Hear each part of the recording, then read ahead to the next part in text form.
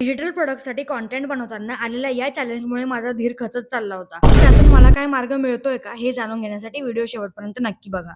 नमस्कार मंडळी, YouTube monetisation चॅलेंजच्या day 42 मध्ये तुम्हा सर्वांचं मनापासून स्वागत. कालच्या व्लॉगमध्ये सांगितल्याप्रमाणे डिजिटल प्रोडक्टसाठी विषय तर मिळाला आणि आता Instagramवर अकाउंट बनवून मी त्यावर पोस्ट करायला सुरुवात केली होती. सुरुवातीला मी इंग्लिशमध्ये कंटेंट पोस्ट करायचं ठरवलं. भरपूर रील्स, फीड पोस्ट, कराउजल्स पोस्ट केले, पण व्ह्यूज काय वाढत नव्हते. जसे दिवस जात होते तसं मी स्वतःला समजावत होते की आताच नवीन अकाउंट उघडले, वेळ लागेल. पण खरं सांगायचं तर मी आतून खचत चालले होते. त्यावेळी इंग्लिशमधून व्हिडिओ टाकणारे बरेच सक्सेसफुल क्रिएटर्स बी-रोलचा वापर करत होते.